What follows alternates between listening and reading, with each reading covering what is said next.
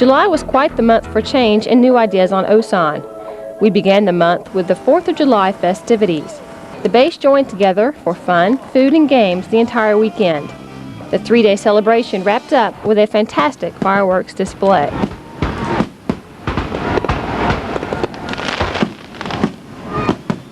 One of Osan's most vital units underwent a metamorphosis of sorts. The 611th Airlift Support Squadron was redesignated as the 631st Air Mobility Support Squadron due to structural changes in the Air Mobility Command. The transition was in name only, as the squadron continued to support all branches of the military serving in the Republic. In early July, we covered the ceremony honoring the men of Task Force Smith. It was a tribute to fallen comrades in support of the Republic of Korea. Their loss was due in part to their ill-prepared defense. The experiences of those soldiers on that day remind us of the cost of not being prepared. July also brought to Osan and the rest of the Republic the brunt of the monsoon season.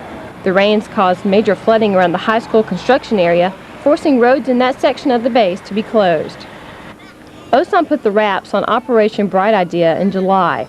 The program, which accepted helpful suggestions from the base populace, was a competition with base units competing to see who could turn in the most suggestions. The winner was the 36th Fighter Squadron, who submitted 518 of the 700 overall suggestions. Individuals were also rewarded for turning in the largest number of ideas. Osan's quarterly award winners were honored at a luncheon in their honor. Captain Paul Kasuda, Senior Master Sergeant Gary Benner, Staff Sergeant Kevin Towie, and Senior Airman Barry Schulhofer captured awards in their respective categories. A different type of award was given out earlier in the month when Osan's base information managers were given their due recognition. The first class of the Mustang Customer College graduated in mid-July. The students finished coursework in how to better relate with the customers they meet on a day-to-day basis. AFKN highlighted the work of the base locksmith during the month of July. We found out that Staff Sergeant David O'Malley of the 51st Civil Engineering Squadron could break into just about anything he wanted. Doors, safes, whatever. It's fun to go out and if somebody's got a problem to help them out and try to pick the lock and get them into their facility. It's something that not everybody can do, and it's really rewarding when you get into someplace like that. Osan's commissary ran into some difficulties when a base-wide power outage took out their computer system, causing them to close up shop. AFKN did a feature on the AMC terminal's renovation in July. Rough estimates put the project cost at $2 million, with completion dates scheduled for next summer. When finished, it will significantly increase the quality of the terminal's environment. The base firing range also celebrated a grand reopening last July. Combat Arms reopened its facility after being closed for a month for maintenance on their range wall. In an effort to keep the teens on base happy, the Youth Center sponsored a teen pool party with food, music, and lots of fun for those that attended. For those that like to surf, the Mustang Club was the place to be all month long. They brought in their own version of surfing, which hundreds of happy people took part in. And that's how the month of July wrapped up. The biggest event occurring in August had to be the U.S. Thunderbirds Aerial Demonstration Squadron's visit to the Republic. The team toured Pacific bases to highlight Air Force equipment and capabilities. The precision flying team has a worldwide following, and it was no different in Korea. Upon landing, the Thunderbirds commander helped 21 Osan members extend their commitment to the Air Force by presiding over their reenlistment. I get a big kick out of it. I get to see a lot of bright young folks, men and women that are serving around the globe, and I feel like it does something. They feel like it's something special to have the Thunderbird commander swear them in. Later, their air demonstration began with a 30-minute ground show, emphasizing the team's extremely high military bearing and behavior. They then took to the air, displaying what teamwork and coordination is all about. The 6 birds of prey flew for nearly an hour and thrilled the 3,000 or so people lined up on the Osan flight lines. The 3 letters UFL became well known to several hundred Osan service members during August. Short for Ulchi Focus Lens, it's an annual command and control exercise that uses computer simulation to move and track force movements throughout the Republic. 7th Air Force coordinates the exercise, teaming up electronically with the Warrior Operations Center in Germany. This unit specializes in computer exercises and works with NATO on a regular basis. UFL computers continuously produce enemy land, sea, and air movement scenarios, giving local commanders the chance to make command decisions and assign assets and resources to counteract the offensive. These decisions then alter the simulation accordingly. As would be expected, the exercise is made as realistic as possible. As realistic as the audience that's participating can make it, and also as realistic as the security level of the exercise will allow it to be. This year, UFL also called for a combined Joint Information Bureau. It exercises the public affairs staff's ability to handle the influx of international and domestic media visiting during the annual exercise. The 51st Public Affairs Office was also involved in another story last August. They ran into contractual problems with the publisher of the Mid-Alley Flyer and had to have the base's printing management shop publish it. For several weeks, printing specialists kept the presses rolling each Friday morning in an effort to keep the base informed of community events. During August, we also highlighted several Osan units. For instance, we covered how the men and women launch and recover the U-2 aircraft and featured the pilots that fly them. We found out the U-2 just flies and flies and flies. Basically, the pilot has to stall the aircraft to get it to land. Luckily, they have help from a second pilot, following in a Ford Mustang that calls out altitude figures as the aircraft comes in for its touchdown. Unfortunately, on the day our reports were to air, the base lost a U-2 while it tried to land in heavy fog. Fortunately, the pilot escaped unharmed. AFKN also found an Osan resident with an unusual hobby, that of archery. Mr. Tim Benson from Det 2, 9th Reconnaissance Wing, grew up in a family of archers and has enjoyed the sport ever since. Also in August, the front gate that was closed in April for renovation was reopened, relieving much of the congestion the base had to deal with during its closure. The Sports and Fitness Center hosted a mini triathlon in August, with people coming from all over the Republic to take part. The event is considered one of the most grueling and difficult tests of endurance the sports world has to offer. It involves swimming, bicycling, and running all in one race. Since the race covered nearly half the base, safety was of paramount importance.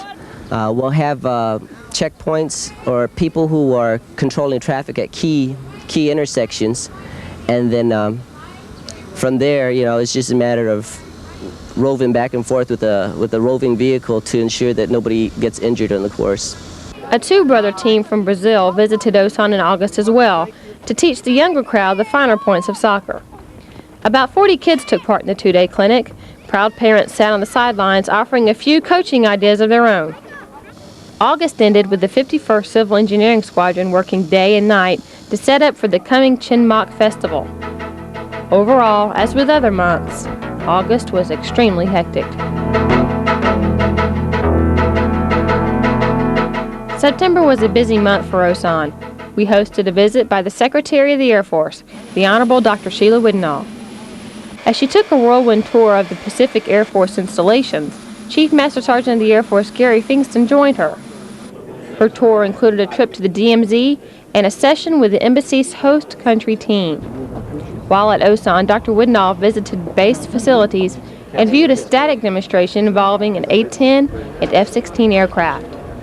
She also attended a luncheon with 27 Osan airmen and a breakfast with the Top 3 Association. Another significant event last September included the 7th Air Force change of command on September 30th. Distinguished guests from all over the country joined 7th Air Force and its supporting units to observe the formal ceremony. Lieutenant General Howell Estes said farewell to those assembled, and guest speaker Secretary Widnall highlighted the general's accomplishments as commander. General Gary Luck, USFK commander, presided over the event as flags were passed, transferring command to Major General Ronald Iverson. To find the biggest social event of September, we'll have to jump back to the first weekend of the month when Osan held its annual Chinmak Festival to celebrate Korean-American friendship. A great deal of work and time went to the festivities. The efforts of electricians, people who worked in booths, and many other participants contributed to the raising of over $33,000, all of which went to help support some 1,200 children in local orphanages. As soon as Chinmak was over, the base went through a PACAF-wide facilities evaluation inspection. For quite some time, the base busied itself preparing for the inspectors. Within a few short days, nearly everything in sight was either cleaned, painted, or removed. According to the inspectors, Osan looked good. Of course, no month is complete without exercises and training. The primary exercise last September was the Combat Ammunition Production Exercise, or CAPEX. It brings munitions productions up to war-level standards and gives participants the chance to practice their wartime taskings using live munitions. What CAPEX does is simulate days 4, 5, and 6 of a conflict. Normally, in other exercises, we play what we call a half up, half down. We only deal with half of the amount of munitions that we would at this type of exercise. This exercise here is going to task us for 100% of the munitions that are required to support these aircraft. Not all training comes from exercises. Pilots and maintenance crews usually follow a fairly normal flight schedule, but sometimes they're tasked with more intense training called surging. Surging means the 51st Fighter Wing is trying to use its aircraft as effectively as possible while practicing its wartime commitments. As far as the surge, we do a lot more loading. We work, like I said, quite a bit hours, 12-hour shifts for the most part. But as far as loading, we get a lot more practice of loading. It prepares us pretty much what we would do in case we were involved in a conflict. Nearly 700 people packed into the base theater last September to watch some of the best entertainment Osan and the rest of the Republic had to offer. Several dozen acts took the stage in an effort to win the AT&T Countdown to Stardom talent contest. This marked the 9th year the Korean-American Friendship Golf Tourney has been held, and it's always been a successful venture. Its future success is guaranteed so long as there are Americans and Koreans willing to participate in an event that involves sharing, feedback, and having a good time. If sports wasn't the draw, it was entertainment. The world-renowned show band Zapp and Roger came to Osan's Challenger Club to put on a concert. Nearly 650 people showed up for this gala event. We close out the month taking a look at how the fiscal year closeout affected the U.S. Army Contracting Command. It's the busiest time of the year for them because of the last-minute fallout money that nearly every unit on base tries to hurry and spend. As far as something for everyone goes, September just about covered it.